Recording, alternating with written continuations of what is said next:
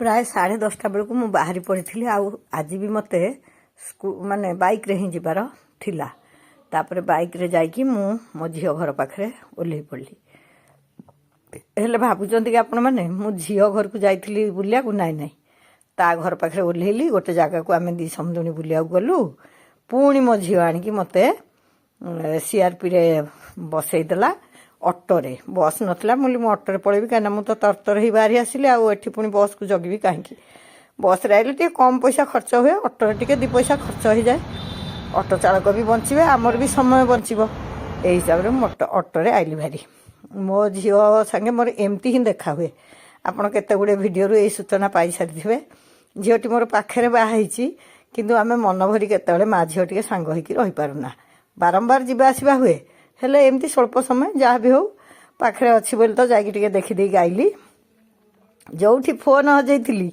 R K steel छकरे ओह्लैली अटोरू ओह्लैली ये जाकि मत घर को नहीं आसिले गाँ को गढ़ी मु जुआड़े गले आसिले आंकु सब बखाणी केवल कौन ये छुआ पिला समस्ते बेढ़ी बसवे कौन है कौन कलु कह तेणु एका बखाण आपण मानक भी बखाणी देवी बोली मन मन भाभी तेणु घरे पहुँची गली टे कॉफी पीदेली मझे टे जो 15 मिनिट गैप मिलला से ये को जीवाई थिला मो झियारी बड़ी जाई अनुकूल थिला हेठी जीवाकू थिला आमे जीवु रविवार दिन कांकण शिखर आलो कथाटा शुणी पारे कि चढ़ई कहली के जानी कांकण श्रीक्षेत्र जीवु आमे रविवार दिन आउ एठी जो भौणी माने बसचंदी ये तो मो समुदुणी एठी जो भौणी माने बसचंदी आपण ताकू चिन्हिचंदी कि नाही मते मने पकेकी कहंतु आपण ताकू देखिचंती किंतु एते कम देखि कोन आपण माने चिन्हि पारबे कि मु कहि दउची आमे जो आईआरसी लेडीज क्लब रो समस्ते नुआ वर्ष भेटघाट पाई सेठी एकत्रित होइथिलु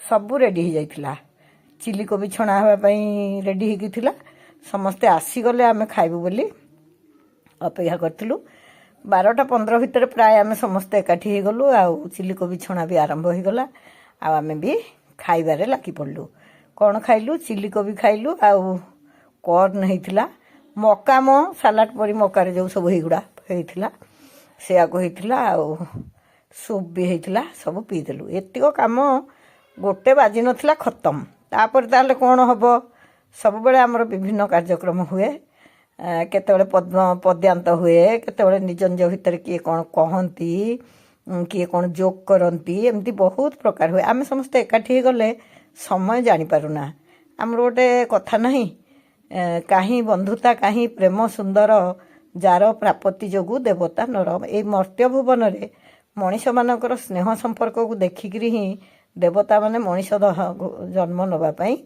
इच्छा करती आ मनीषर प्रत्येक संपर्क भितर बंधुत्वटा ही सबुठु बड़ संपर्क कहीं बंधुत्व प्रकृत में बहुत बंधन पुणी किछि बंधन न थाए किछि बंधन माने सांसारिक बंधन नथिबारु सबु विषय रे बंधु संगे मन खोली कथा ही हुए आ एठी मु दीर्घ दिन पर ए सबु बांधवी मानकु देखिकी मन पूरा मोर खुशी हो जाउथला मु ए आईआरसी क्लब रो जने मेंबर आमर प्रति मासरे मीटिंग हुए किंतु मु प्रति मासरे जाई पारे नाही ये तो मो समुदुणी आ मो झियर सासू सी भी सेठी मेंबर अच्छी सत कह गले मो झील बाहागर पर आमर साहू मैडम जी आमर कैशियर अच्छा सी आ मो समुदुणी जोगु ही मुझे गोटे सुंदर अनुष्ठान सहित निजको संपृक्त कर प्रबल खरा होता छाई बसले शीत करूला खरारे बसिले खरा काटुला अरे मोर असुविधा होता मु फोन ने किसी देखिपार नी प्रकृत में से कौन उठाऊँच भी मुझे जापर नी मैंने समस्ते फोटो उठेवा देखी मु पुणी उठी आसी फोटो उठेबारे लगी पड़ली पुणी वीडियो तो करी निश्चय ना मोर यहाँ बुधवार दिन कार्यक्रम मोर बुधवार दिन कार्यक्रम आपण मानकु कहबी किंती गंडिया खाई देकरी न शोईकी बसिकी मु डबिंग करची सेइथे मो कथा खाली हालिया हालिया सुबिबो आपण मानक हाँ सूप पी सारी आमे माने गोटे खेल आरंभ हला आम मानकर खेलटी आमर जने सान भौणी आरंभ करथिले से गोटे प्ले स्कूल परिचालना करछंती तेणु एते गुडे छोट पिला जो एकाठी देखिले कौन भूल कहली कि आमे सब छोट पिला नुह ना एते गुडे छोट पिला जो एकाठी देखिले सी कहले आमे गोटे खेल खेलिबा सी गुड़िए विभिन्न रंगर कार्ड धरिकी आनिथिले से कार्ड को सब बांटी देले तापर पुणी जो जो रंग कार्ड धरतु पिंक टाइट देखिपारे आपने पिंक ग्रीन ଏଲୋ ଯେଉଁ କାର୍ଡ଼ ସବୁ ଆମେ ପୁଞ୍ଜା ପୁଞ୍ଜା ହେଇ ଗୋଟେ ଗୋଟେ ଜାଗାରେ ବସି ପଡ଼ିଲୁ। ଏ ଖେଳଟା ବି ଆପଣମାନେ ଜାଣିଥିବେ, ଏଇଟା ଆଜିକାଲିକାର ଖେଳ। ଆମେ ସିନା ପୁଚି, ଖପରା ଡିଆଁ ଆଉ ବୋହୁଚୋରି, ବାଗୁଡ଼ି, ଲୁଡ଼ୁ ଖେଳୁଥିଲୁ। ଏବେ ତ ସବୁ ଅଲଗା ଅଲଗା ଖେଳ। ସେ କାର୍ଡ଼କୁ ଧରିକି ସବୁ ଦଳ ଦଳ ହେଇକି ଅଲଗା ବସି ପଡ଼ିଲୁ। ତାପରେ ଗୋଟେ ଅଣା ହେଲା ବ୍ଲାକବୋର୍ଡ଼। ମୁଁ ବ୍ଲାକବୋର୍ଡ଼ କହିଦେଉଛି, ମୋ ମୂର୍ଖ ଲୋକ, ମଫସଲିଆ ଲୋକ ବୋଲି। ଆଉ ବ୍ଲାକବୋର୍ଡ଼ ଅଛି, ସେ ଯେଉଁ ବୋର୍ଡ଼ ଗୁଡ଼ାକରେ ଲେଖା ହେଉଛି। ଆଉ ଡଷ୍ଟର ନାହିଁ କି ଚକ୍ ନାହିଁ କି ବ୍ଲାକବୋର୍ଡ଼ ନାହିଁ, ବା ଥୋଇ ସାରିଲେଣି ବୋର୍ଡ଼ଟା। ସେ ବୋର୍ଡ଼ ଆସି ଥୁଆ ହେଇଗଲା।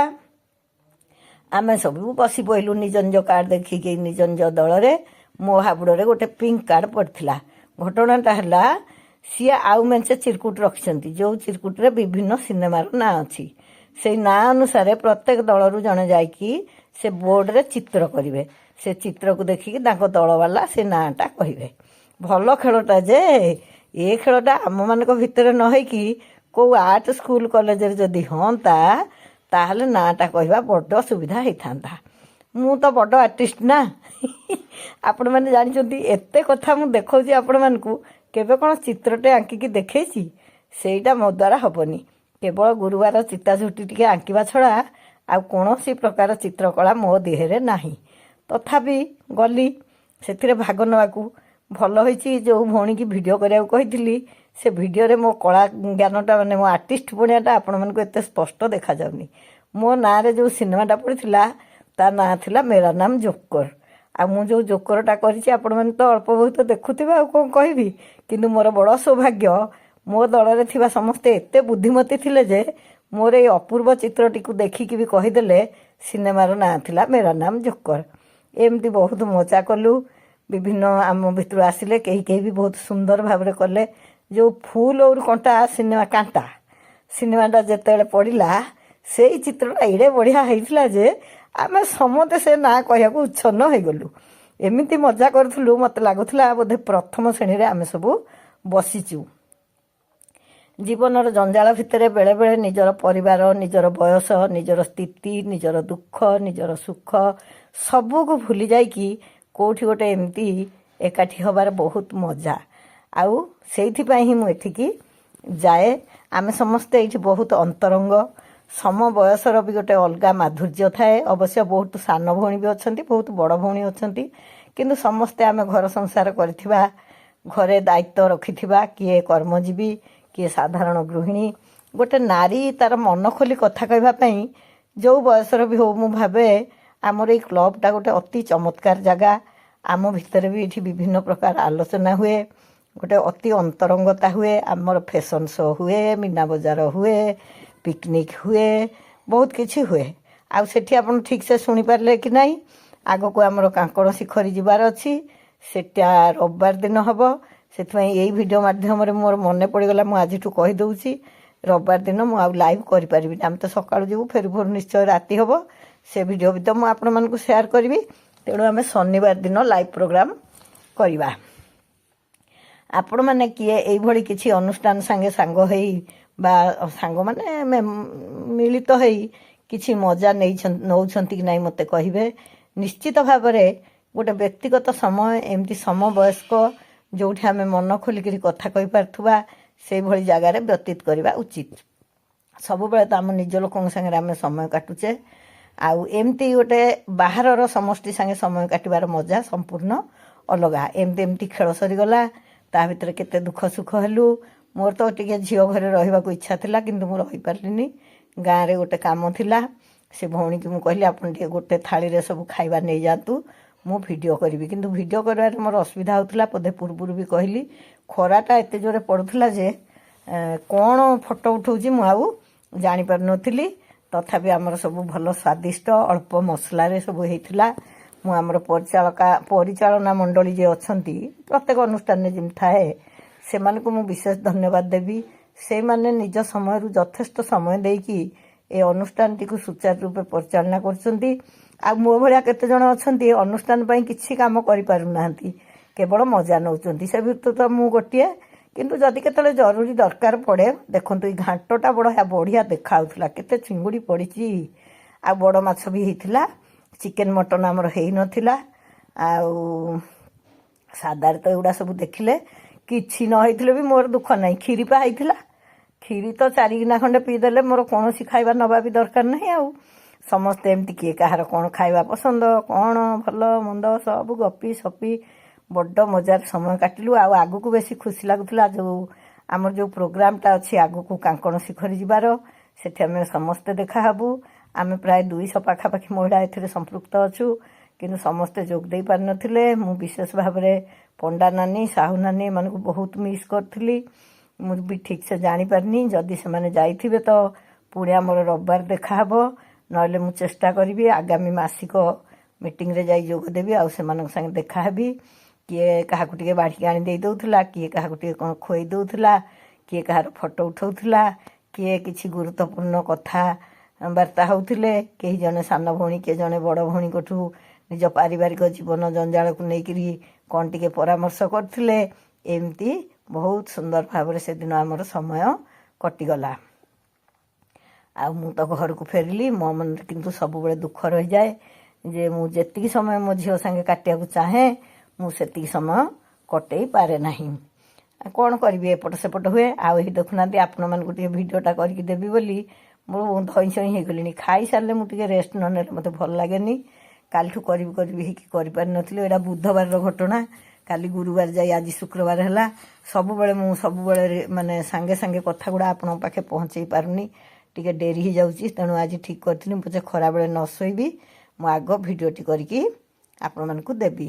ଆମର ଏଇଭଳି ଏକାଠି ହେବା, ଆମେ ଏଇ ବୟସରେ ଏମିତି ଖୁସି ନେବା ସମ୍ପର୍କରେ ଆପଣମାନଙ୍କର ମତ କ'ଣ?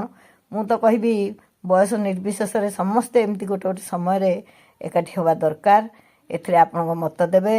ଆମର ସବୁ ଭଉଣୀମାନଙ୍କୁ, ସାନ ବଡ଼ ଯେତେ ଭଉଣୀ ଥିଲେ ସମସ୍ତଙ୍କୁ ମୁଁ ମୋ ଭିଡ଼ିଓରେ କଭର୍ କରିବାକୁ ଚେଷ୍ଟା କରିଛି। କାହିଁକିନା ଯେତେବେଳେ ସେମାନେ ମନେ ପଡ଼ିବେ ମୁଁ ଏଇ ଭିଡ଼ିଓଟିକୁ ଦେଖିକି ଖୁସି ହେଇପାରିବି। ଆଉ ମୋ ସମୁଦୁଣୀ ତ ସ୍ପେଶାଲ୍, ତାଙ୍କୁ ସେଥିପାଇଁ ମୁଁ ବାରମ୍ବାର ନେଉଛି। ସେ ପୁଣି ମୋର ଝିଅର ଶାଶୁ, ତେଣୁ ତାଙ୍କୁ ମୁଁ ଯେତେ ଖୁସି କରିବି ସେତେ ଭଲ।